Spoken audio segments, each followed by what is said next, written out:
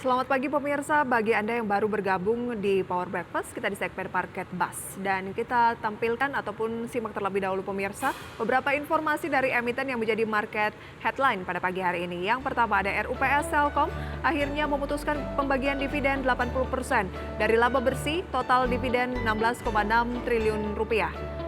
Selain itu pemirsa, RUPS dari Pegas atau perusahaan gas negara kemarin juga memutuskan pembagian dividen 70% dari laba bersih di tahun buku 2022. Kita ke agenda dari ekonomi pemirsa. Dari Asia ada indeks manajer pembelian atau PMI manufaktur China, penjualan retail Korea Selatan month on month dan di bulan April, penjualan retail Jepang year on year dan di bulan April, peminjaman Bank Singapura. Dari Eropa ada IHK Jerman year on year di bulan Mei. Kemudian pemirsa kita ke agenda dari emiten karena cukup banyak juga yang melangsungkan RUPS di hari terakhir perdagangan pekan ini. Ada INAF pemirsa, kemudian ada KF. Selanjutnya ada Medco, ada TBIG, TOWR, ada BRICS pemirsa yang justru akan dividen tunai, XCL pembayaran dividen tunai, Inco juga pembayaran dividen tunai, Kalbe Pharma pembayaran dividen tunai. Kita review pemirsa IHSG pada perdagangan kemarin yang tergerus, di mana IHSG Selasa melemah 45 poin atau 0,67% ke posisi 6.636. Sektor industri di posisi terlemah turun sebesar 1,42%, sedangkan transportasi jadi yang paling kuat naik 1,3%. Kemudian pemirsa update dari pembukaan Bursa Asia pada pagi hari ini selengkapnya bisa Anda saksikan di layar televisi Anda, di mana untuk Nikkei melemah 0,7%, Straits Times Singapura melemah 0,34%, Kospi menguat 0,28%, Hang Seng Hong Kong melemah 0,97%.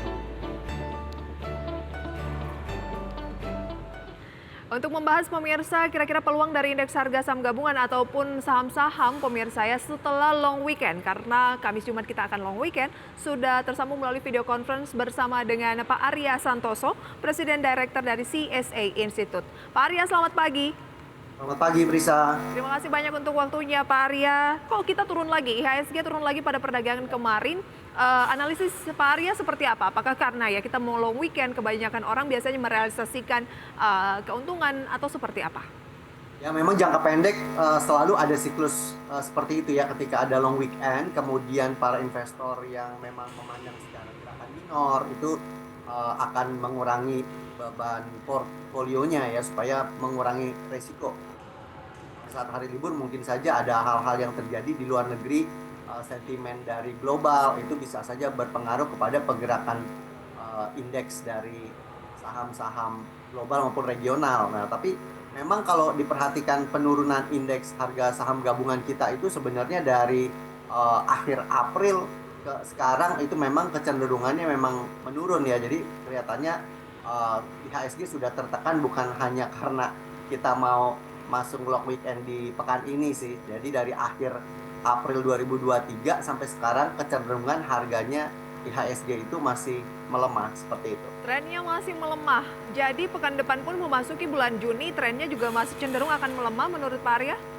Nah, biasanya kan memang di pertengahan tahun ya sampai bulan Agustus, September itu secara siklikal memang terjadi pelemahan indeks harga saham gabungan ya, sebelum nanti akhir tahun di September, Oktober, November itu kecenderungannya menguat, biasanya seperti itu ya. Tapi biasanya walaupun secara siklikal seperti itu bisa saja ada faktor-faktor atau parameter lain yang mempengaruhi pergerakan naik turunnya. Nah, oleh karena itu sebenarnya nggak perlu terlalu khawatir juga bagi para investor, itu bisa memperhatikan individual stocks yang favorit ya, biar bukan cuma melihat ke indeks tetapi juga melihat ke saham-saham pilihannya. Oke, sebelum kita beralih ke saham-saham yang layak dicermati begitu ya, karena meskipun IHSG turun selalu ada saham yang menguat maupun juga melemah begitu. Kira-kira support terkuat berikutnya dari IHSG saat ini kan penutupan di 6636. Banyak yang bilang support kuatnya 6650, ternyata ini di break ke bawah. Dari CSA Institute melihatnya seperti apa Pak? Kita memperhatikan indeks harga saham gabungan ini yang di bulan Maret ya, di bulan Maret di tahun 2023 ini itu pernah terendahnya di 6542 ya, 6542. 5,79 tepatnya. Nah, oleh karena itu kita menggunakan level ini sebagai level support, yaitu 6542, dan kemudian untuk level resisten kita menggunakan level resisten di 6772. Oleh karena itu menjadi rentang yang bisa dimanfaatkan, terendah di 6542, kemungkinan ada upside sampai 6772. Oke. IHSG pekan depan masih berpeluang melemah karena di pertengahan tahun IHSG juga memang cenderung masih tertekan dan baru akan mulai up di Agustus mungkin ya, dengan rentan 6772 sebagai resisten. Supportnya adalah level terlemah yang pernah dicapai IHSG pada sepanjang tahun ini di 6542. Begitu ya Pak Arya? Ya, betul sekali. Oke, Pak Arya, kemarin Telkom sesuai dengan prediksi akhirnya membagikan dividen sesuai usulan 80% dari laba bersih di tahun 2022. Anda mencermati dividen dari Telkom ini semenarik apa, dan rekomendasi untuk harga sahamnya bagi yang sudah punya dan yang belum bagaimana? Ya, jadi sebenarnya kalau kita perhatikan itu akan sangat menjadi euforia ya bagi para investor ketika melihat ada pembagian dividen yang cukup besar ya. Telkom setuju di RUPS-nya pembagiannya 16,6 triliun atau setara dari 80% perolehan laba bersih di tahun 2022. Nah, payout ratio ini yang biasanya sangat sering digadang-gadang sebagai suatu angka yang boleh dikatakan seolah-olah besar banget ya, dibagikan 80% gitu dividen payout ratio-nya. Nah, itu sebenarnya kita perlu lihat per lembarnya itu berapa. Jadi per lembarnya sekitar 167,6 per lembar saham. Nah, kemudian kita lihat dengan harga saham Telkom sekarang itu akan mendapat yang disebut dividend yield. Nah, dividend yield-nya ini setara dengan sekitar 4% lebih. Nah, ini yang membuat cukup menarik ya untuk Telkom. Biasanya rata-rata yang cukup menarik itu ketika dividend yield-nya di kisaran 3 sampai 3,5%. Maka di atas itu menarik ya. Jadi Telkom ketika dividend yield-nya sekitar 4%-an itu akan menjadi satu atraktif ya, suatu yang atraktif bagi para investor yang ingin mendapatkan dividennya. Kita perhatikan harga Telkom sempat sudah naik dari di kisaran level Rp4.000, di terendahnya sempat di 3930 di bulan Mei ya. Nah, kemudian sampai kisaran 4.200. Maka dengan ini ada yang mengatakan bahwa Telkom sudah price in dengan pergerakan sekitar 4%-nya. Tetapi bagi mereka ini kan nanti sampaikan dividennya di tanggal 13 Juni ya. 13 Juni nanti dibayarkannya di 5 Juli.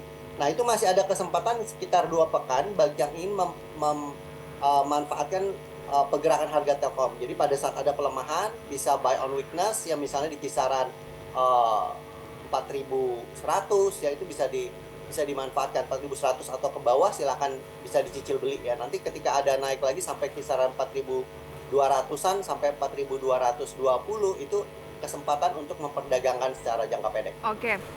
Dividen yield Telkom kali ini memangnya berapa, Pak? Berarti di kisaran 167 ya, 167 per lembar, itu jadi kisaran 4% sih sebenarnya. Oh, berarti jadi atraktif cukup ya? atraktif. Ya, cukup atraktif sih sebenarnya untuk mereka yang mengharapkan dividen. Baik, selain berbicara mengenai Telkom begitu ya, kemarin juga kita lihat yang RUPS adalah Pegas yang membagikan dividen 70% dari laba bersih tahun buku 2022. Semenarik apa kalau berbicara Telkom dibandingkan dengan Pegas?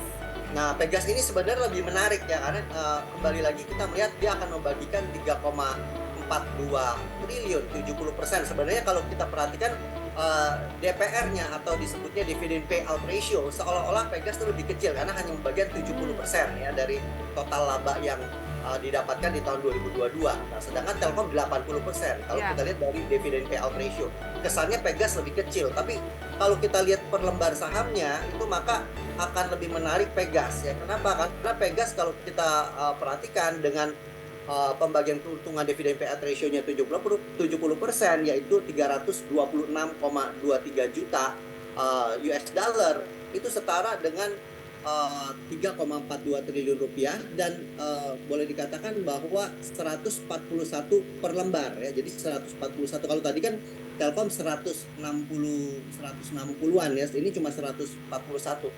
memang per lembar sahamnya rupiahnya lebih kecil, tapi kalau dibandingkan harga sahamnya Pegas, maka itu kisarannya lebih dari 9%.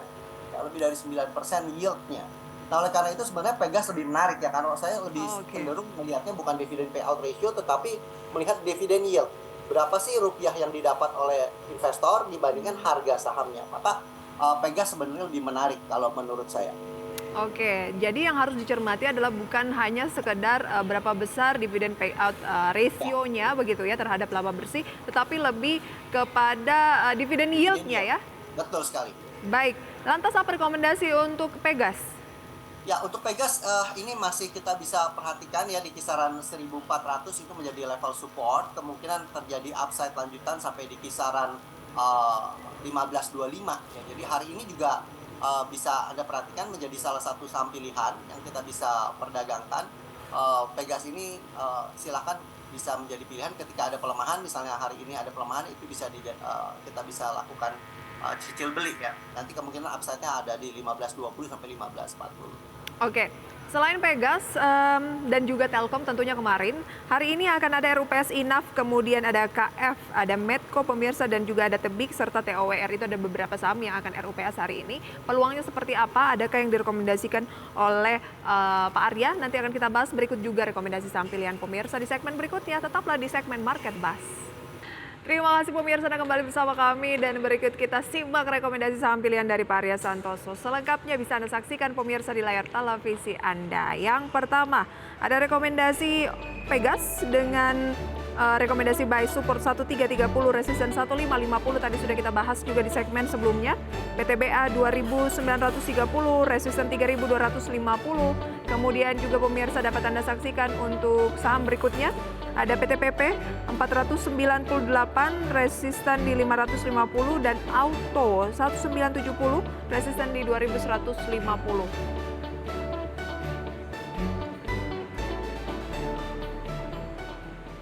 Oke, kita akan kembali berbincang pemirsa bersama dengan Pak Arya Santoso, Presiden Director CSA Institute. Pak Arya, kita ke saham pilihan berikutnya berarti ya. Tadi Pegas sudah, PTBA. Oh, saham-saham batubara sekarang menarik lagi untuk dilirik Pak Arya atau bagaimana? Ya sebenarnya kalau kita perhatikan dari earningnya perusahaan-perusahaan batu bara itu memang masih cukup menarik untuk diperhatikan ya. Memang walaupun terjadi penurunan atau pelemahan dari awal bulan Mei sampai sekarang ya boleh dikatakan dalam 1 bulan terakhir ini terjadi pelemahan. Tetapi kemarin itu sudah mulai ada menunjukkan minat beli lagi dari pasar sehingga ada penguatan. Kita bisa manfaatkan untuk pergerakan jangka pendek terjadi kenaikan, yaitu salah satunya yang cukup baik itu di PTBA ya kita bisa perhatikan. Oleh karena itu untuk support di kisaran 2930 itu untuk kita bisa menjadikan level support untuk proteksi jika melemah di bawah itu bisa di switch dulu ke yang lain. Tetapi ketika pelemahannya masih di kisaran 3000 sampai bahkan 3050 misalnya, ini bisa dijadikan level entry untuk PTBA. Nah kemudian untuk resistennya di 3250 ya bisa untuk target jangka pendek. Kalau diperhatikan juga dari moving average 20 itu atau rata-rata pergerakan selama 20 hari terakhir itu ada di kisaran 3250. Silakan bagi yang ingin memperdagangkan PTBA jangka pendek, secara fundamental perusahaan juga cukup baik. Memanfaatkan peluang jangka pendek saja begitu ya. Nanti kita akan lihat lagi kalau misalnya dia mampu break di atas 3.250. Tapi untuk saat ini range-nya 2930 sampai 3250 jangka pendek saja ya. Ya, sementara seperti itu. Kalau PTPP, oh ini konstruksi jarang nih yang merekomendasikan saat-saat ini. Ya, memang kalau kita perhatikan ini menjadi satu sektor yang dihindari ya. Kalau kita perhatikan memang dianggapnya juga return on equity nggak terlalu besar ya. Cuma penurunan ini memang udah terjadi selama boleh dikatakan dari tahun 2021 ya. Kalau kita lihat di 2021 bulan Oktober ya itu penurunannya sampai sekarang ya. Oleh karena itu dari pelemahan ini membuat saham-saham di sektor ini juga menjadi cukup murah. Nah kemudian kita perhatikan selama 2 pekan terakhir itu di PTPP tidak membuat pergerakan harga yang lebih rendah dari 498. Maka 498 kita jadikan area support ya bagi mereka yang ingin memperdagangkan secara jangka pendek. level support ini boleh dikatakan cukup dekat dengan harga sekarang, dan kemudian kita targetkan sampai ke level 550 ya sebagai level resistance selanjutnya. Kemungkinan upside yang akan terjadi adalah sampai dengan di level 550 atau di rata-rata pergerakan selama sebulan terakhir ini di 540. Jadi kisaran 540, 550 itu bisa menjadi level untuk resisten di pergerakan jangka pendek. Oke, masuknya adalah di posisi 498 ya? Di dekat-dekat itu atau di harga sekarang ya. Jadi di harga sekarang juga boleh sih di kisaran harga 500-an, 500 sampai 498 adalah 515 boleh.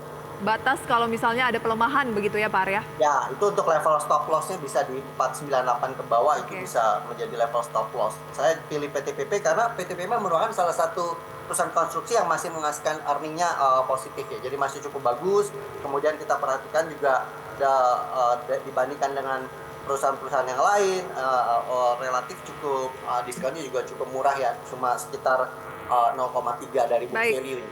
Labanya juga pada kuartal 1 2023 ini juga masih mampu tumbuh 21,5%, mungkin hanya terpengaruh dengan sentimen negatif di sektornya begitu ya?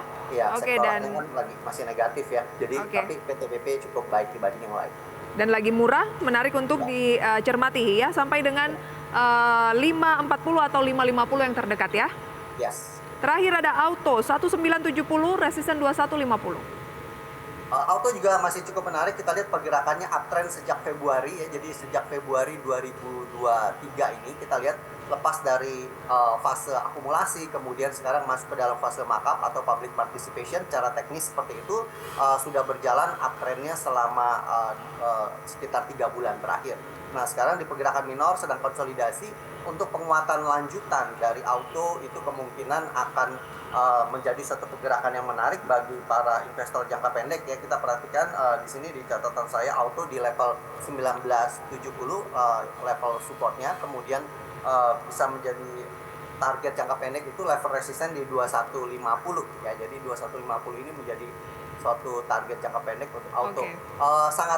Sangat realistis untuk bisa terjadi penembusan level 2200 sampai 2240 sih. Tapi kita perhatikan dulu pergerakannya di level 2150 ya. Ketika pergerakannya masih cukup optimis, masih ada upside, bisa dipersiapkan untuk terjadi pergerakan yang lebih tinggi dibandingkan puncak yang terakhir di bulan Mei. Oke, bisnis emiten komponen otomotif memang lagi melejit, untuk itu menarik untuk mencermati Auto. Tapi mengapa Pak Arya rata-rata saham yang Anda rekomendasikan tadi ini lebih ke jangka pendek, atau sebenarnya Anda juga punya yang bisa untuk jangka panjang? Ya sebenarnya untuk jangka panjang juga ada ya, cuma kalau saya perhatikan karena IDX Channel itu setiap hari online gitu, biasanya para investor itu sangat suka memantau apa yang bisa bergerak secara jangka pendek. Jadi saya pilihkan beberapa yang mungkin ada upside secara jangka pendek. Untuk jangka panjang silakan beli perusahaan-perusahaan yang masih terdiskon ya, dengan kinerjanya cukup baik. Salah satunya saya cukup suka di industri pulp and paper itu INKP ya. INKP terdiskon cukup besar dengan rencana ekspansi bisnisnya yang juga cukup fenomenal ya, dengan pengembangan pabrik baru yang 57 triliun itu juga merupakan salah satu pilihan menarik untuk bisa diperhatikan secara jangka panjang. Oke, lebih ke INKP-nya atau tekimnya? Yang lebih ada story di NKP ya, karena ekspansi bisnisnya cukup fantastis. Jadi nanti untuk kapasitas produksi lebih besar, kemungkinan juga perkembangan dari revenue-nya juga akan bertumbuh dengan lebih pesat gitu. Tapi biasanya kalau satu sektor memang masing-masing saling mempengaruhi ya, pergerakannya juga biasanya mirip, tapi saya lebih favorit ke INKP. Oke, INKP kan sekarang 7275 nih Pak. Kalau misalnya agak medium tolong, ada target nggak dari CSE Institute? Ya, kita targetkan secara medium itu bisa pergerakannya kembali ke level 8.000 sampai 8.200 untuk pergerakan jangka menengah ya. Oke, jadi pergerakan paling tidak dalam tahun ini itu bisa kembali ke 8.200. Batasi kerugian kalau ternyata INKP turun ke posisi berapa?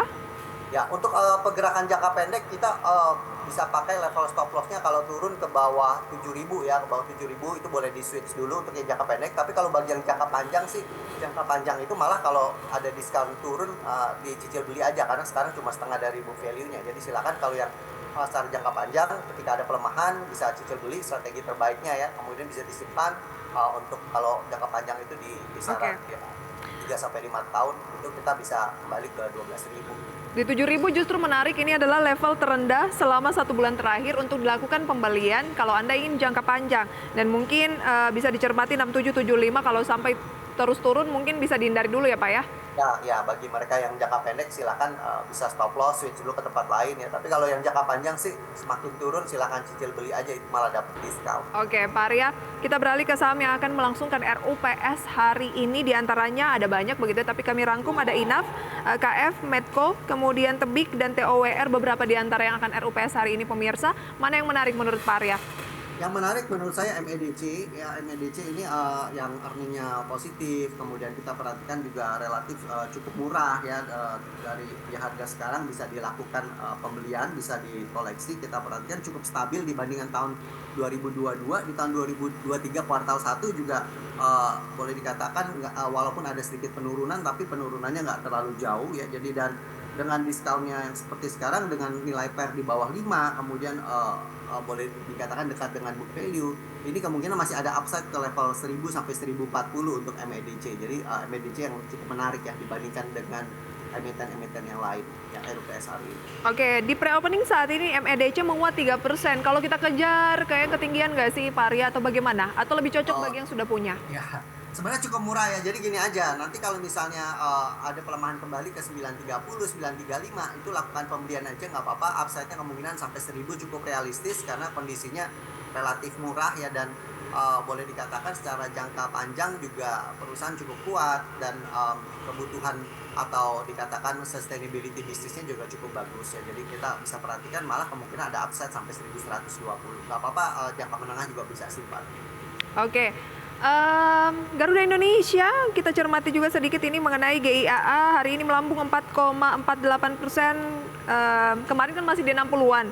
Hari ini 71. Kalau jangka pendek, apa rekomendasi Anda untuk GIAA? Jangka pendek ada mungkin pergerakan yang cukup optimis ya dari GIAA, tapi secara jangka menengah panjang saya belum bisa rekomendasikan untuk GIAA. Jadi karena kinerja perusahaan juga perlu dibuktikan lagi ya di tahun ini ya, walaupun flight udah mulai rame gitu ya, konsumen juga sudah mulai menggunakan jasa penerbangan kembali, tetapi ya kita perlu lihat nanti bagaimana perusahaan bisa melakukan efisiensi yang cukup baik ya.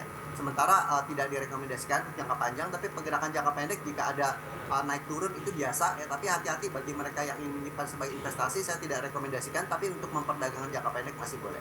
Oke, dan pembukaan perdagangan pada pukul 9 lebih 1 menit saat ini pemirsa, jelang kita long weekend gitu ya. IHSG sesi 1 naik 0,03%, tipis-tipis saja, masih agak malu-malu kayaknya 2 poin pemirsa, 6639. Informasi selengkapnya kami hadirkan usai jeda pariwara berikut. Tetaplah bersama kami pemirsa di segmen Market Buzz. Pemirsa, kita menuju ke update pembukaan perdagangan pada sesi pertama pada hari Rabu ini. Dapat Anda cermati melalui RTI berikut pemirsa, atau RTI Anda pribadi di rumah atau dimanapun Anda berada. Indeks harga saham gabungan terpantau pemirsa sampai dengan saat ini mengalami penguatan tipis 0,05%, 3 poin ke 6.639, pasca kemarin ditutup melemah di 6.636. Atau pelemahannya kemarin mencapai 0,67%. Dan dari situ pemirsa kita lihat deretan saham top gainers based on value. Di antaranya ada Garuda Indonesia, Medco, kemudian ada BBCA, BMRI, Telkom, kemudian juga BBRI pemirsa yang merupakan saham-saham yang masuk dalam deretan top gainers pada pagi hari ini. Losersnya di sesi 1 pemirsa atau opening ini ada HAJJ, SAGE, PTBA, ITMG, Adaro, BRIS, DILD, Bumi pemirsa, dan tentunya pergerakan dari saham-saham yang menjadi top gainers dan top loser ini masih terus bergerak karena pembukaan benar-benar baru saja berlangsung sekitar 4 menit pemirsa ya, dan banyak hal masih bisa terjadi sepanjang perdagangan hari ini. Pak Arya, emiten-emiten pertambangan tadi Anda merekomendasikan salah satunya adalah PTBA, tapi kalau kita lihat rata-rata hari ini menjadi penyumbang pelemahan begitu ya. Ini adalah kesempatan ya.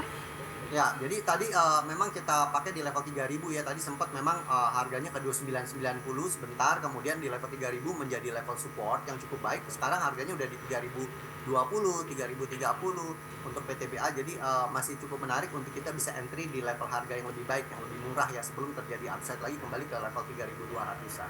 Oke, dan pilihan pertama Pak Arya itu jatuh kepada PTBA dan juga Medco ya? Ya.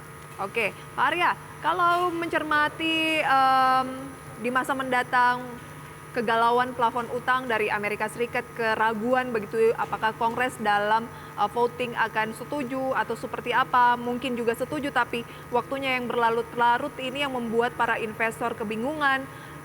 Apa yang perlu diantisipasi, kemudian juga di bulan Juni ada pertemuan dari The Fed gitu. Ya. Menurut Anda kita harus seperti apa? Kita perlu perhatikan juga ya memang waktu itu bagaimana The Fed juga perlu menetapkan kebijakan yang terbaik ya dalam fiskal maupun moneter yang saat ini juga di Amerika inflasinya masih relatif cukup tinggi. Memang Amerika berencana untuk menurunkan ya secara bertahap kembali. Jadi sekarang bagaimana mengimbangi inflasi itu sehingga kenaikan itu mengejar sampai target 5,5% ya. Bahkan mungkin sangat mungkin ketika inflasi masih cukup tinggi sampai 5,75% gitu ya. Tetapi targetnya sebenarnya dalam 2 tahun ke depan itu akan diturunkan secara bertahap sampai di bawah 2% kembali, jadi 1, sekian persen gitu. Jadi dalam kondisi seperti ini kelihatannya Amerika juga tidak bisa terlalu terburu-buru untuk menurunkan kembali ya suku bunga, akan berusaha untuk mengimbangi dulu dengan inflasi yang sekarang masih relatif cukup tinggi. Kemudian bagaimana menata kembali ya di sana di mana ada krisis di hutang ya. Jadi ini juga kelihatannya perlu pembenahannya cukup memakan waktu, bisa sekitar 2 kuartal sampai 1 tahun ya untuk pembenahannya. Oleh karena itu sebenarnya di Indonesia jangan terlalu panik juga terhadap sentimen di global yang akan boleh dikatakan berbeda sebenarnya dengan kondisi yang terjadi di emerging market. Di emerging market sebenarnya tidak ada krisis utang itu, di perbankan Indonesia juga relatif cukup stabil. Kalau dikatakan memang ada beberapa restrukturisasi ataupun gagal bayar ya itu masih cukup terkendali, tapi yang kita khawatirkan adalah ketika terjadi outflow para investor global dari Amerika maupun Eropa kemudian menarik dananya kembali ke negaranya, itu yang kemungkinan akan menekan bursa di Asia di emerging market. Nah itu yang perlu kita waspadai. Bagi mereka yang jangka pendek tentunya jangan sampai terseret ya ketika terjadi pelemahan itu, bisa siap-siap untuk bisa dialihkan dulu ke aset pilihan yang lain, aset kelas yang lain. Tetapi bagi mereka yang jangka panjang nggak usah terlalu panik sih. Biasanya investor jangka panjang juga stay cukup lama ya di Indonesia, bisa di atas 5 tahun. Dan kepemilikan asing di Indonesia untuk beberapa BUMN yang cukup menarik yang menyumbangkan dividen rutin, kemudian ada pertumbuhan bisnis, itu juga mereka masih tetap stay dan tidak pernah menarik secara keseluruhan.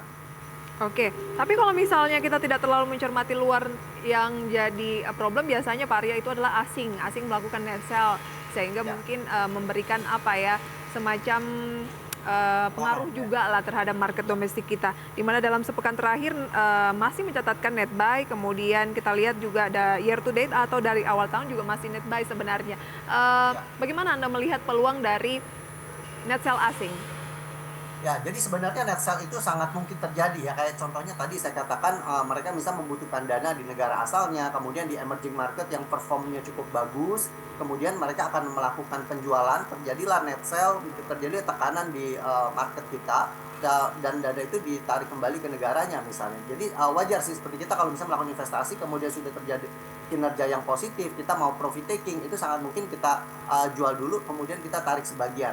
Nah, tetapi mereka biasanya juga akan melihat di mana yang cukup atraktif bisa perform well, itu mereka akan kembali ke Indonesia yang biasanya terjadi rebalancing ya. Jadi karena dalam satu portfolio itu ketika ada saham-saham yang sudah cukup baik kinerjanya, mereka akan melakukan rebalancing di mana supaya bobotnya nggak terlalu besar di saham-saham yang sudah naik gitu. Biasanya mereka akan kurangi bobotnya, kemudian paling di switching ke sektor yang berbeda atau saham yang berbeda. Nah ini yang kita perlu kejelian melihat rotasi sektoralnya.